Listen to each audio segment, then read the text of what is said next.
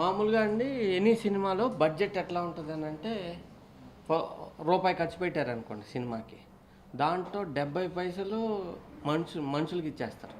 స్టార్స్కి, డైరెక్టర్స్కి, టెక్నీషియన్స్కి వాళ్ళకి ఇచ్చేస్తారు 70 పైసలు. 30 పైసలను సినిమా తెస్తారు. కొన్ని ఏంటి అని అంటే హాలీవుడ్లో వాటిలో కూడా 40% అట్లా వెళ్తుంది స్టార్ రెమ్యునరేషన్. తెలుగులో మరీ ఎక్కువ 70% వెళ్తుంది. అదే కనుక 70% సినిమాకి వెళ్ళి 30% వెళ్తే మనం హాలీవుడ్ స్టైల్ సినిమా తీయచ్చు. మాదేంటి అని అంటే 90-10. 90% సినిమాకి పెట్టాం, 10% డబ్బులు ఇచ్చాం ఫీల్ కోసం అండి. ఇప్పుడు మామూలుగా మనకి ఈ వెస్ట్రన్ పోయిటరీకి ఇండియన్ పోయిటరీకి తేడా చెప్తా. వెస్ట్రన్ పోయిటరీ ఏంటి అని అంటే it was a sunny day, బ్రైట్గా ఉంది, ఆ వెచ్చటి సన్లో వెళ్తూ ఉన్నారండి. అది మంచు ప్రదేశం కాబట్టి వాళ్ళకి రొమాంటిక్గా ఉండేది. ఎండ్ అయితే రొమాంటిక్ వాళ్ళకి డెవిల్స్, దెయ్యాలు అవన్నీ మూన్లో రాత్రిపూట ఐస్లో వస్తుంటాయి. ఎందుకంటే వాళ్ళకి అది నచ్చదు కాబట్టి. మనకేంటి అని అంటే మనకు రొమాంటిక్ ఏంటి అంటే పాత కవిత్వాలన్నీ తీసుకున్నా కూడా ఓ వెన్నెల రాత్రి, వర్షం కురిసిన రాత్రి, రొమాంటిక్గా ఉంది, చల్లని గాలి వీసింది అండి. అక్కడ చల్లని గాలి అంటే బిగుసిపోతారు కాబట్టి వాళ్ళు రాయరు, అక్కడ వెచ్చదనం రాస్తారు. మనకు రొమాంటిక్గా ఉంటుంది వర్షం అంటే. అబ్బాయి అమ్మాయి కలిసి పట్టుకున్నారంటే వర్షంలో చెరిగి ఇంకా గట్టిగా పట్టుకుంటారు కదా. ఆ రొమాంటిక్ ఫీల్ కోసం రెయిన్ ఈజ్ ఆల్వేస్ రొమాంటిక్. మనకి వర్షం పడిందంటే దాన్ని హ్యాపీగా చూస్తుంటాం.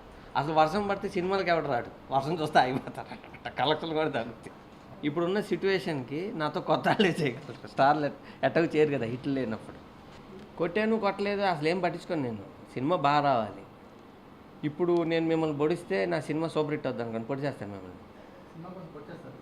నాకు సినిమానే ఇంపార్టెంట్. నేను ఎవరు ఏం ఫీల్ అవుతుంది ఏం పట్టించుకోను అసలు. నాకు నా సినిమా ఇంపార్టెంట్. తర్వాతే మా ఫ్యామిలీని కూడా పట్టించుకుని, ఫ్రెండ్స్ గురించి నాకు ఎవ్వరు లేరు. నాకు నా సినిమానే ఇంట్రెస్ట్. మీరు ఏ పేరు పెట్టినా ఓకే.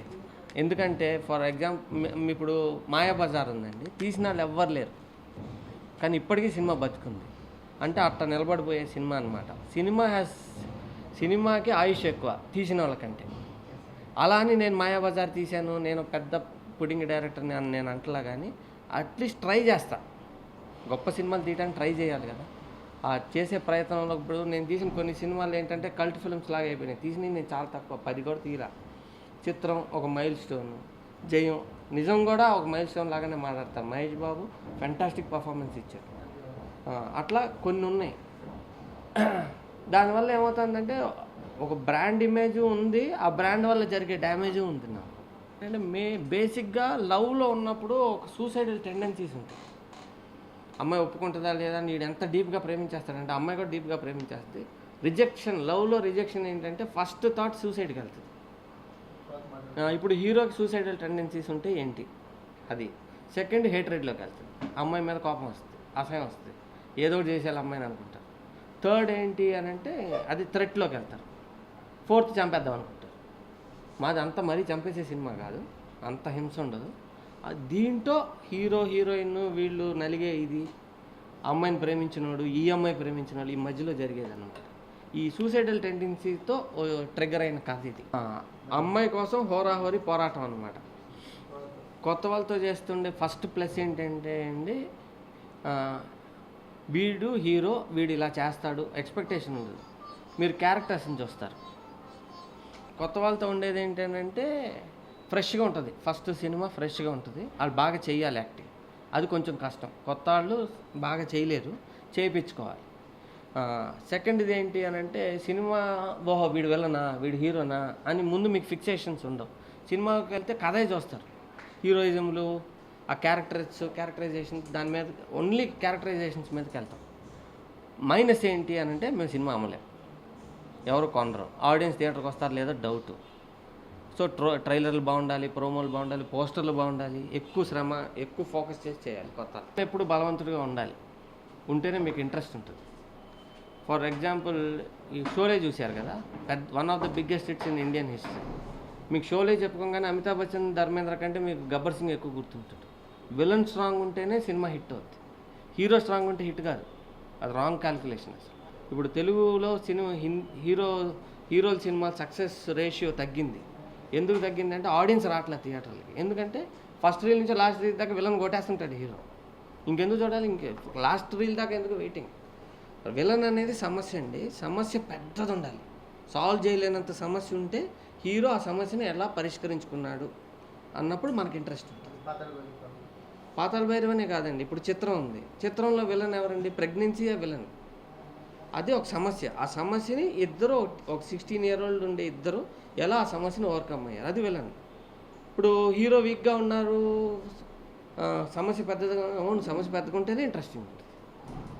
విలన్ అనే కాదు, సమస్య అనేది కాంప్లికేటెడ్గా ఉండాలి. అంటే ఆ కళ్యాణ్ మాలిక్ చాలా చిన్నపిల్లలాగా అలుగుతాడు, కోపం వస్తుంది. కానీ ఐ ఎంజాయ్డ్ మేకింగ్. అతను ఏమైనా నా వల్ల టార్చర్ పడిండొచ్చు, కానీ నేనైతే ఎంజాయ్ చేశాను. బాగా చేశాడు. నేను ఒక టైప్ కదా, నాకేంటంటే సినిమా సినిమా సినిమా. అందరూ నా దగ్గర పనిచేసే వాళ్ళు అలా ఉండాలని అనుకుంటా. అది తప్పు, అలా అనుకోకూడదు. ఎందుకంటే వాళ్ళు డిఫరెంట్ పర్సనాలిటీ కదా, వాళ్ళ లైఫ్ని వేరే విధంగా చూస్తారు. నేనేంటి అని అంటే, నేను రోడ్ల మీద పడుకునేవాడిని, ఇక్కడికి ఎట్టా రాగలిగా, ఇంత పేరు ఎందుకు వచ్చింది, ఇంత గుర్తింపు ఎందుకు వచ్చింది, పని చేయటం వల్ల. సో పన్నే చేద్దాం. నా భయం ఏంటంటే, నేను సరిగ్గా పని చేయకపోతే మళ్ళీ ఫుట్పాత్ మీద పడుకోవాల్సి వస్తుంది అండి, ఒక ఇన్సెక్యూరిటీ ఉంటుంది. నేను రోజు పడుకున్నా, లేచినా ఒకసారి తలుచుకుంటాను, నేను పాండీ బజార్లో ఏ మెట్టు మీద పడుకున్నా, జమునీ బ్రిడ్జ్ కింద ఎక్కడ పడుకున్నా, ఒకసారి తలుచుకుని ఒళ్ళు దగ్గర పెట్టుకుని చేయాలి. ప్రతి షాట్ మిస్ అయిపోతే నాకు అది కనిపిస్తుంటుంది, సరిగా చేయలేదు హీరోయిన్. అరే ఇప్పుడు అమ్మ ఈ షాట్ సరిగా రాకపోతే సినిమా ఆడకపోతే అయిపోయింది, నేను ఇప్పుడు ఏం చేయాలి, మళ్ళీ వెళ్ళాలి అక్కడికి, ఆ టెన్షన్ ఉంటుంది నాకు. సో కాన్స్టెంట్గా అట్లా పని చేస్తుంటా, ఎప్పుడు పని చేస్తుంటా. నా టీం కూడా అట్లా పని చేయాల్సిన అవసరం లేదు కదా, వాళ్ళు మమ్మీ డాడీ దగ్గర పడుకున్న వాళ్ళు, నేనే ఫుట్బాల్ మీద పడుకున్నాను. సో తేడా ఉంటుంది ప్యాటర్న్ ఆఫ్ థింకింగ్లో. వాళ్ళు నాలాగా పని చేయమని ఎక్స్పెక్ట్ చేయటం కూడా నా సైడ్ తప్పే. అది అయినా సరే వదలు. ఏంటి అని అంటే, ఒక తల్లికి బిడ్డకి రిలేషన్ చెప్తా. తల్లి బిడ్డ పుట్టినాక పాకేంత వరకు ఒక రిలేషన్ ఉంటుంది, స్కూల్కి వెళ్ళినాక ఒకలాగా ఉంటుంది, వాడు టీనేజ్ వచ్చినాక వేరే విధంగా ఉంటుంది, పిల్లం వచ్చినాక వేరే ఇంకో టైప్లో ఉంటుంది. రిలేషన్షిప్ మారిపోతుంటుంది every 10 yearsకి. ఓకే, రాజకీయ నాయకులది every 5 years రిలేషన్షిప్ మారుతుంటుంది. ఫిల్మ్ ఇండస్ట్రీ ఏంటంటే ప్రతి శుక్రవారం మారిపోతుంటుంది. ఈ వారం నాది హిట్ అనుకోండి, నేనే పెద్ద పుడింది, ఇంకో వారం ఇంకోటి తీస్తే అందరూ మొత్తం పార్టీ మార్చేస్తారు. రాజకీయ నాయకులు చాలా బెటర్ సినిమా వాళ్ళకంటే.